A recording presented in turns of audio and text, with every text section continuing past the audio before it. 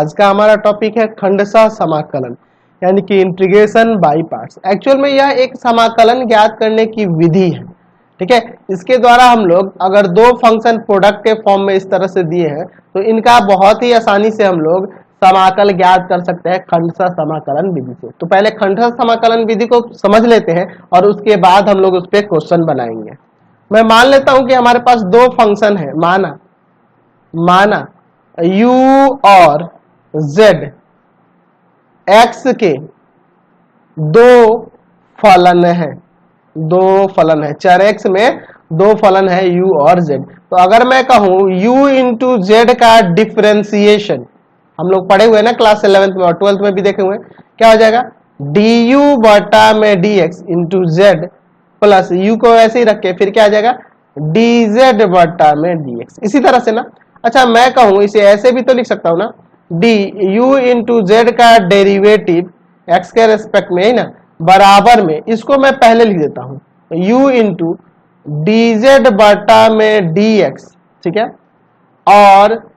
Plus इसको बाद में लिख देता हूं du बटा dx इंटू में z, ऐसे लिख सकता हूं बिल्कुल। अब देखो एक काम करते हैं, यार dx डिवाइड में है, यहाँ पे इधर जाके मल्टीप्लाई में हो जाएगा और ये डेरिवेटिव जाके इधर इंटीग्रेशन का सिंबल आ जाएगा ना जी। चलिए तो मैं यहाँ से u इंटू जेड बराबर में लिख सकता हूँ इंटीग्रेशन ऑफ u dz बटा dx dx, है ना होगा, या के इधर मल्टीप्लाई कर गया या डेरिवेटिव आके इंटीग्रल बन गया, और प्लस यहाँ भी आ जाएगा du बटा में dx इंटू जेड dx, यही ना हो जाएगा आपका। अब देखो एक काम करता हूं, यह प्लस में है इधर भेज देता हूं, तो इतना बराबर में हो जाएगा इंटीग्रेशन ऑफ u dz बटा dx dx बराबर में क्या हो जाएगा आपका, तो uz माइनस, या कि इधर माइनस का होगा ना, इंटीग्रेशन ऑफ du बटा dx इंटू जेड dx, यही ना हो जाएगा। अब देखो इसके बाद क्या करता है, मैं यहाँ पे मान लेता हूं इसको भी dz बटा dx को मैं यहाँ भी मान लेता हूं, तो इससे हम लोग एक z बराबर में क्या कर सकते हैं, तो ये इधर आकर मल्टीप्लाई हो जाएगा और डेरिवेटिव आके इंटीग्रल बन जाएगा, यानी कि z बराबर में हो जाएगा integration of u v dx, integration of v dx, ये ना हो जाएगा, या कि इधर मल्टीप्लाई कर गया और ये डेरिवेटिव इधर आके इंटीग्रल बन गया, ऐसे लिख सकते हैं। चलिए अब यहाँ पे हम लोग चेंज लाते हैं, इंटीग्रेशन ऑफ u, यहाँ पे क्या आ जाएगा v हम लोग माने है ना, u into v, integration of v into v with respect to x है ना जी, इक्वल टू u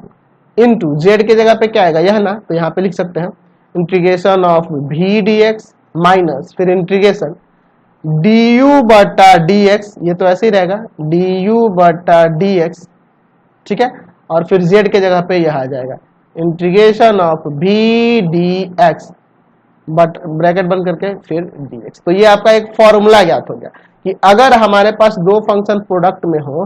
है ना, दो फंक्शन प्रोडक्ट में हो तो उनका हम लोग इंटीग्रेशन कैसे करेंगे, तो u को बाहर रखेंगे फिर इंटीग्रेशन v dx फिर माइनस फिर इंटीग्रेशन ऑफ u का डेरिवेटिव, पहले फंक्शन का डेरिवेटिव और फिर दूसरे वाले का इंटीग्रेशन फिर dx। तो इस तरह से हम लोग यह फॉर्मूला लगा के क्वेश्चन को बनाएंगे, ठीक है। अब रही बात कि यहाँ पर जो फंक्शन दिए होंगे u और v, आप ऐसे अगर मान लो दो फंक्शन प्रोडक्ट में दिए हो, जैसे मैं कह रहा हूं कि integration of x sine x, इसका निकालना है x के रेस्पेक्ट में, तो अब आप सोचोगे कि सर मैं इसको u मान लूं इसको भी मान लूं, चाहे इसको u मान लूं इसको भी मान लूं, नहीं, यहाँ पे हमें सोचना होगा, यहाँ पे हमें एक मेथड लगाना होगा जिससे हमें u और v माना जा सके कि क्या हम माने, ऐसा नहीं है कि कुछ भी मान लेंगे, यहाँ पे हमें एक मेथड लगाना होगा और वो मेथड है आपका आईलेट। इस मेथड के द्वारा ही हमें u और v को कंसीडर करना होगा। किस तरह से यह मेथड है, क्या देखो, i किसके लिए है, तो i फॉर है inverse trigonometric function, inverse trigonometric function, l for logarithm हो जाएगा, लॉगरिथम, a फॉर अलजेब्रिक हो जाएगा, अलजेब्रिक, ठीक है, T फॉर ट्रिग्नोमेट्रिक हो जाएगा, ट्रिग्नोमेट्रिक, और ई फॉर एक्सपोनेंट हो जाएगा, एक्सपोनेंट। ठीक है, तो ये हम लोग ध्यान रखेंगे कि इनमें से जो पहले आएगा उसको u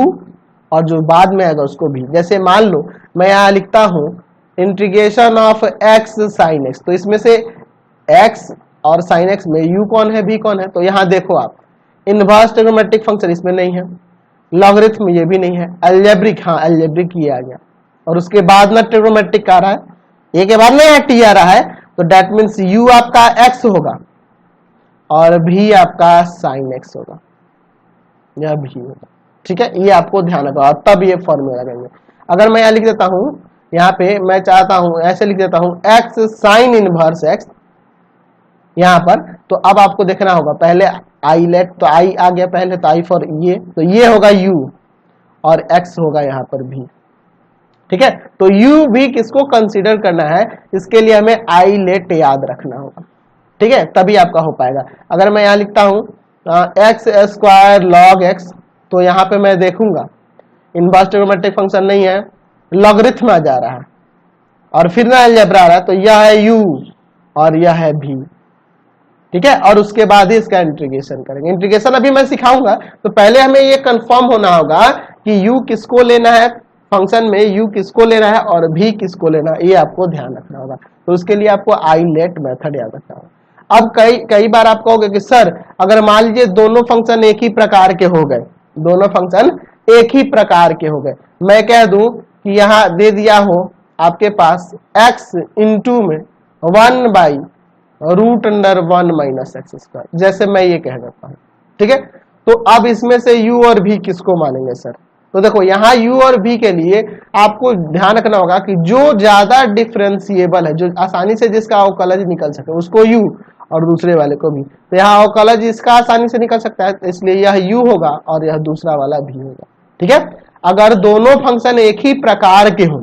ध्यान रखना, अगर दोनों फंक्शन एक ही प्रकार के हो तो वहां u भी कंसीडर कैसे करेंगे, तो देखेंगे जो ज्यादा आसानी से जिसका अवकलज हम लोग निकाल सकते हैं, डिफरेंशिएशन निकाल सकते हैं, उसको हम लोग u और दूसरे वाले फंक्शन को भी ले लेंगे। अगर दोनों फंक्शन एक ही प्रकार के हो तब, यानी कहने का मतलब देखो यह दोनों अलजेब्रिक है, इसीलिए मैंने इसमें देखा कि यह आसानी से इसका अवकलज निकल सकता है, इसलिए यह u और दूसरे वाले को हम लोग भी ले लेंगे। समझ में आया? तो ये आपको मेथड याद रखना होगा कि किसे u और किसे भी कंसीडर करना है, और उसके बाद ही हम लोग क्वेश्चंस को बनाएंगे। ठीक है,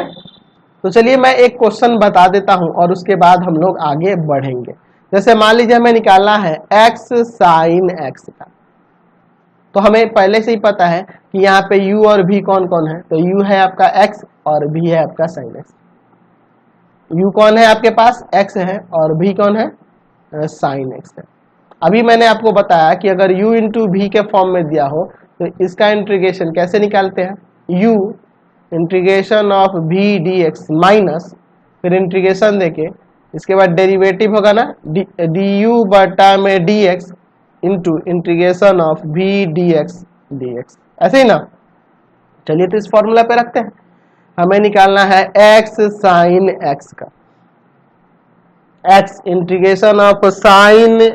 dx minus integration derivative of x with respect to x ही ना, और फिर v यानी कि साइन x dx। तो यहाँ देखो साइन का कॉस हो जाएगा माइनस का, तो माइनस का x कॉस x हो जाएगा यहाँ, और माइनस यहाँ देखो x का डिफरेंशिएशन 1 और इंटू में साइन का क्या होगा, माइनस का कॉस ना, इंटीग्रेशन यहाँ हो रहा है माइनस का कॉस x dx। अगला देखो आगे आपका क्या होगा, माइनस का x कॉस x, यहाँ माइनस प्लस बचेगा कॉस x ना, तो कॉस x dx। तो कॉस x का समाकल आपको पता है, माइनस का x कॉस x प्लस में इसका कॉस x का हो जाएगा साइन x और प्लस में c। देखो तो इसका समाकल निकल गया ना x साइन x का। तो इसी तरह से हमें बनाना होगा। तो पहले आपको आइलेट वाला मेथड ध्यान रखना होगा। तो इस एक्सरसाइज में आपको देखो करना क्या है, आइलेट मेथड जो है ये आपको ध्यान रखना होगा और फॉर्मूला ध्यान रखना होगा। एक्चुअल में इस एक्सरसाइज में ऐसा नहीं है कि आपको पीछे का फॉर्मूला भूल जाना है, पीछे के सारे फॉर्मूले यूज होने वाले हैं और आगे जो यूज होगा ये वाला आपका फॉर्मूला आ गया यहाँ पे। ठीक है, प्रोडक्ट रूल यहाँ पे इंटीग्रेशन के लिए आ गया। खंडशः समाकलन, इंटीग्रेशन बाई पार्ट्स इसे कहा जाता है, ठीक है। इंटीग्रेशन बाई पार्ट्स इस एक्सरसाइज को कहते हैं। तो चलते हैं हम लोग एक्सरसाइज में। अब